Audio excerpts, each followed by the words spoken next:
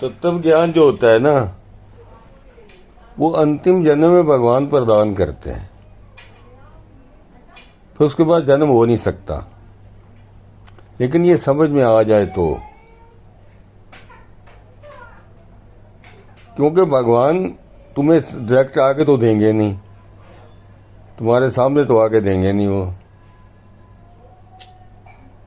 अब तुम भगवान जो अंतिम तत्व ज्ञान देते हैं ना, तो वो ये तो नहीं कि तुम्हारे सामने आके खड़े होकर तुम्हें देंगे, ऐसे ही देते हैं, संतों द्वारा ही देते हैं, और संतों द्वारा ही मिलता है, संतों द्वारा ही समझाया जाता है, और समझ में आता है कि नहीं आता, ये प्रभु की इच्छा है। अब पहली बार तो मिलना मुश्किल, फिर समझ में आना मुश्किल, और समझ में नहीं आया तो फिर उसका कोई मतलब ही नहीं। वो तत्व ज्ञान समझ में आया ही नहीं, उसका मतलब क्या रह गया है? क्या रह गया मतलब? इसलिए प्रभु तत्व ज्ञान मिलना बड़ा मुश्किल है संसार में। कोई भी संत जो ज्ञान देते हैं ना, वो लोगों को सुधारने के लिए देते हैं, अच्छा कर्म करो, अच्छे कार्य करो। अरे भाई इतना सोचो जरा, अच्छे कर्म करोगे तो उससे ईश्वर की प्राप्ति तो होगी नहीं। समझ में आती है बात? अच्छे कर्म करने से ईश्वर की प्राप्ति थोड़ी होगी। क्या होगा? अच्छा फल मिलेगा।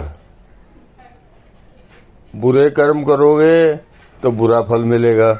यही संत लोग समझाते हैं ना, अच्छे कर्म करो, अच्छे कर्म से अच्छा फल तुम्हें मिलेगा, और बुरे कर्म करोगे तो बुरा फल मिलेगा। लेकिन ईश्वर की प्राप्ति तो यहाँ ईश्वर की प्राप्ति की तो बात ही नहीं है यहाँ। अब तत्व ज्ञान ईश्वर देते हैं तो उससे ईश्वर की प्राप्ति होती है, ऐसा कहा भी गोविंद ने।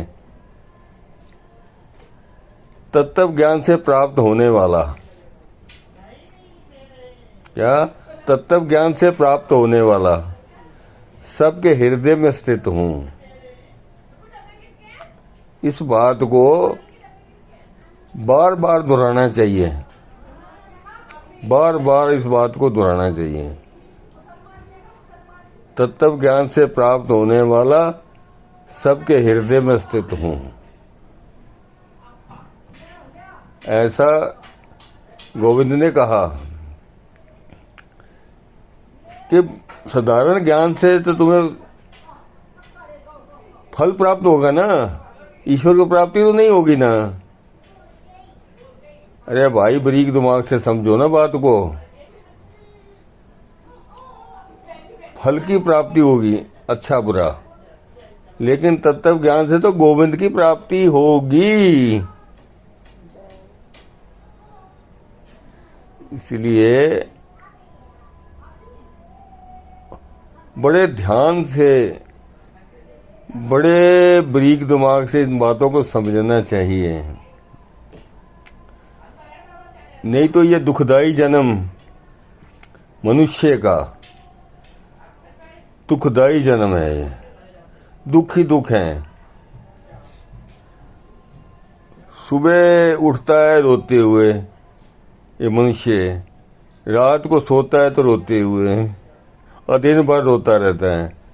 और रोने का मतलब ये करना है, वो नहीं हो रहा, ये करना है, ये नहीं हो रहा, ये रोना ही तो हुआ। अब किसी पक्षी पशु को कोई चिंता नहीं है, कोई उन्होंने शादी नहीं करनी, कोई उन्होंने घर नहीं बनाने, कोई उन्होंने कपड़े नहीं लेने, कुछ भी तो नहीं है उनका, कोई रिश्तेदारी नहीं निभानी उन्होंने। तो हमसे तो कितने सुखी हुए ना वो, मनुष्य से कितने सुखी हुए वो। कोई किराया नहीं खर्चना उन्हें, पंख उड़ मारने और कहीं भी चले जाना है, और कहीं दाना धुन का चुगना है, बस काम हो गया उनका। यह मनुष्य दुनिया भर के चिंताओं में भटकता सारा दिन, चिंता खत्म ही नहीं होती इनकी। होती है क्या? ये मनुष्य की चिंता कभी खत्म होती ही नहीं। क्यों? कि बीच में लटका रहता है। ईश्वर को मानता तो है नहीं, थोड़ा बहुत मानता है। इससे ईश्वर की प्राप्ति कैसे होगी? ईश्वर की प्राप्ति ऐसे तो होएगी ही नहीं, नहीं हो सकती जब तक तुम्हारे मन में लगन नहीं होगी गोविंद के नाम की। ऐसी लागी लगन, ऐसी लागी लगन, ऐसी लागी लगन, मीरा हो गई मगन। वो तो गली गली हरि गुन गाने लगी। ऐसी लागी लगन। दुख लाखों सहे, दुख लाखों सहे, मुख से गोविंद कहे। दुख लाखों सहे, मुख से गोविंद कहे। मीरा रानी दीवानी कहाने लगी। वो तो गली गली हरि गुन गाने लगी। बैठी संतों के संग, रंगी मोहन के रंग। बैठी संतों के संग, रंगी मोहन के रंग। मीरा रानी दीवानी कहाने लगी। वो तो गली गली हरि गुन गाने लगी। अब देखो, उन्होंने महल छोड़े, अपने महल छोड़े, सब कुछ त्यागा, तो गोविंद को पाया कि नहीं पाया? बोलो, पाया कि नहीं? फिर गोविंद को पाने के लिए कुछ तो त्याग करोगे तो भी तो बात बनेगी। और तुमको हमारे सारे घर के काम भी बढ़िया चले, हम अपना खाते पीते भी रहें, मौज में भी रहें, हमें गोविंद भी मिल जाए।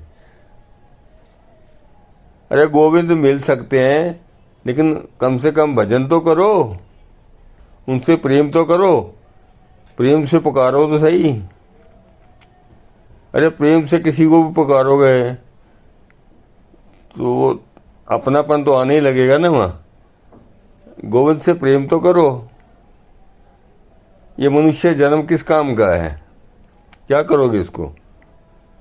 यहाँ से दुख सह के जाओगे, फिर भागते हुए क्या पता नहीं किस रूप में फिर आ जाओगे। ये शरीर दुखदाई इसलिए मिला है कि इसमें तुम्हें आसक्ति ना हो। आसक्ति तुम्हारी शरीर में ना हो, क्योंकि मिट्टी का है, इसमें क्यों शक्ति करते हो? अरे भाई, मिट्टी के शरीर में कोई शक्ति करता है क्या? इसलिए ये शरीर दिया है कि तुम्हारी शक्ति ना हो। लेकिन लोग इसमें भी शक्ति करके बैठे हैं, इसको भी प्रेम करते हैं। अरे मिट्टी के शरीर को प्रेम करते हैं, पता इसका है नहीं कब रहेगा कब जाएगा। किसी पल किसी क्षण छूट जाएगा, पता लगेगा इसका? तो इसका भरोसा ही नहीं है। अभी आदमी बैठा है और सुबह तक नहीं है, सुबह है तो शाम तक पता नहीं है।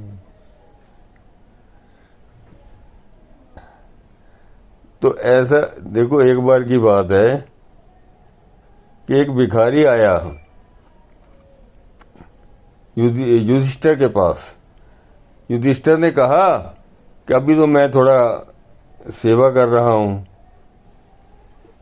कहीं काम में कर रहे होंगे, तो कहने लगे कल आना, आज मैं खाली नहीं हूँ, कल कल कल आ जाना।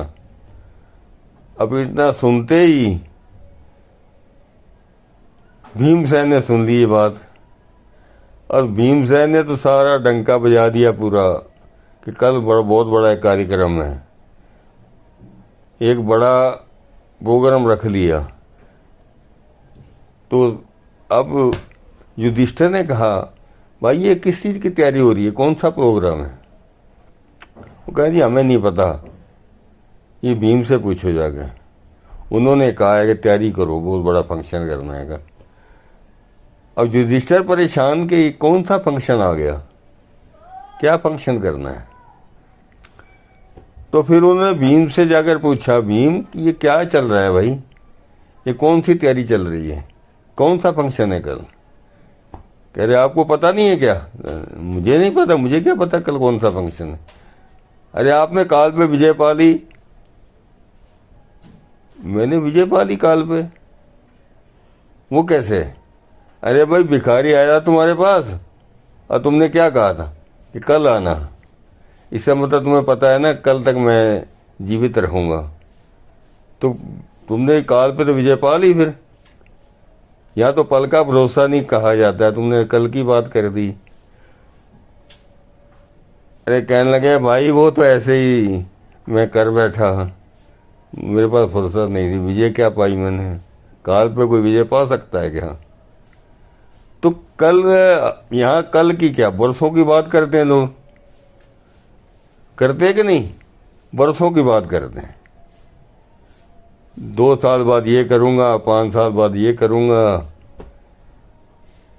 यहाँ कल का पल का भरोसा नहीं और बरसों की बात करते हैं। समान 100 बरस का है, पल की खबर नहीं है।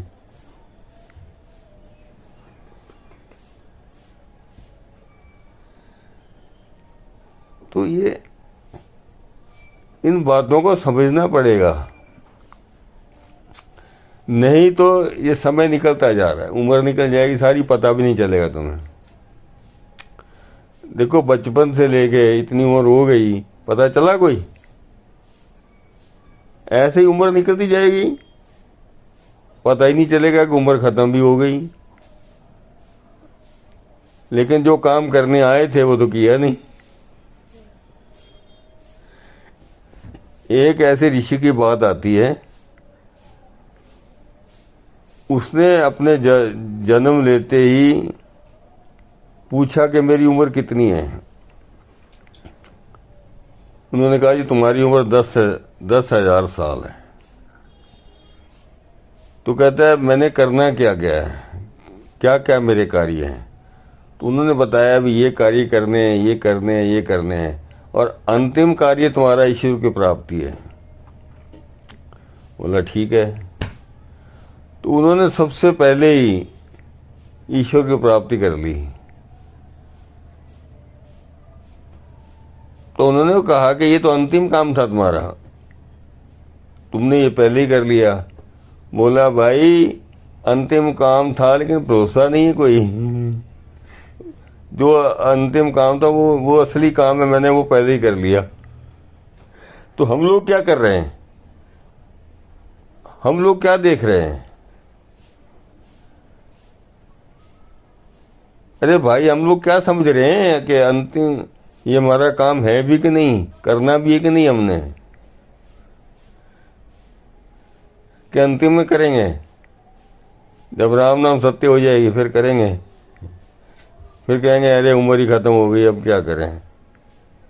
अरे भाई इस काम को जल्दी से जल्दी निपटा लो। मनुष्य शरीर इसीलिए है